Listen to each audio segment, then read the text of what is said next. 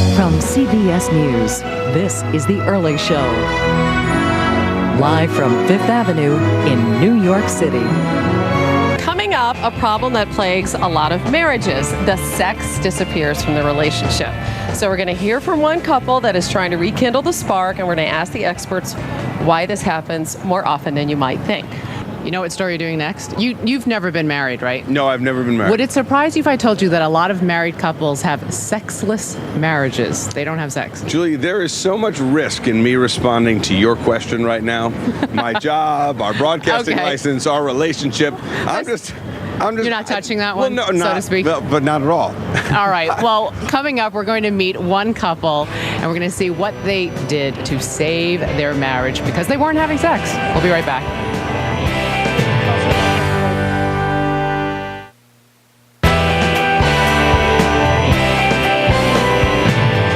Sexual attraction. That's one of the biggest reasons why people fall in love and, in many cases, eventually get married. But then for a lot of married couples, the sex stops. And when it does, can you really say it's a happy marriage? CBS News correspondent Susan McGinnis has the story of one such couple. Who's a big boy? He has a sense of humor. Who? I think he's handsome. I knew he'd be a great father. And I knew he'd be a great husband. How sweet it is to be loved by you. 8 years ago, Christine and Joe Farahat married, starting their lives together. But with the pressures of 2 demanding jobs and raising 2 kids, something started to slip away. Sex. By the time we made it up to bed, I was just spent. It eventually went down to yearly. Was it busy lives? Busy lives is one of them. Kids have definitely made it worse. Christine blamed herself. Am I too heavy? Am I too masculine? Am I not being feminine enough? But after a few years, Christine blamed Joe, and Joe grew frustrated. I thought that there has to be a better way than this. If everybody's supposedly having sex, I should be having sex, and it should be fun. They sought help, but nothing worked. Eventually, their lack of sex nearly ended everything. I think I was at the point that had something not changed, I don't think I would have stayed in the marriage. Even with kids? Even with kids. But 4 months ago, Christine and Joe went to a special workshop for couples just like them, couples in sexless marriages. And in 1 week, with counseling and intimate homework assignments, they found a new, exciting connection. I just didn't realize it could be this much fun. I feel like I've got the whole package now, so I couldn't be happier. For The Early Show, Susan McGinnis, CBS News, Pelham, New York. Dr. Lana Holstein and Dr. David Taylor created that workshop that helped the couple that you just saw, and they run these workshops at the Miraval Resort in Arizona.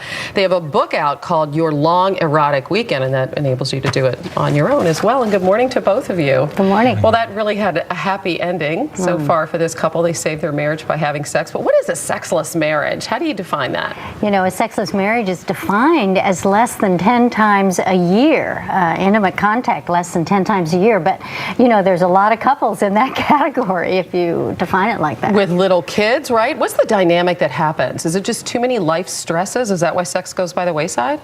That's one of the things, too busy and too tired. There's also too sort of distant and disconnected. And then there's some irritability and anger. Mm-hmm. And then people just become kind of like roommates or brothers and sisters. How does a man deal with that kind of situation?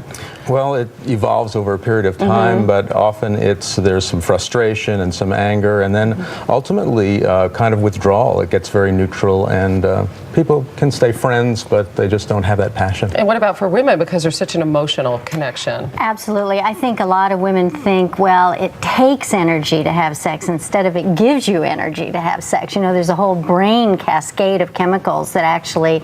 It's good for you. Yes, absolutely. Right. It increases longevity. It makes you healthier. And women start to think, well, you know, this is some sort of a duty, or this is some kind of like thing a job. that I have to do. Right. That it becomes mundane. Right. Instead of connecting at a deeper level, I think people yearn for that deeper connection sexually, which is what we're teaching at Miraval. You're kind of talking about the difference between just plain having sex and making love, right? Yeah, that's exactly it, yeah. We like to call it mindful sexuality because it's sort of it, the intentional creation of that connection between love and sex that develops true intimacy.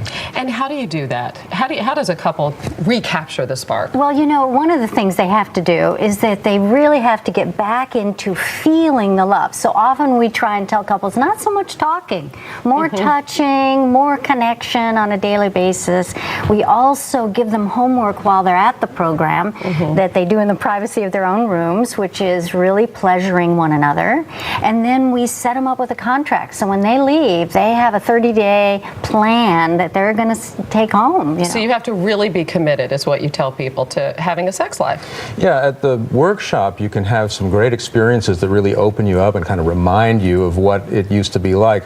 But then that's not enough. You have to have a practice. You have to have something to change your habits, because the habits are the thing that really get people trapped in this sexless marriage. Well, you have a lot of great advice in this book. It's called Your Long Erotic Weekend. And thank you guys so much for being here. We appreciate it. You're welcome. And they're married, by the way, for 32 years, so they know what they're talking about. That's Dr. Laura Holstein and Dr. David Taylor.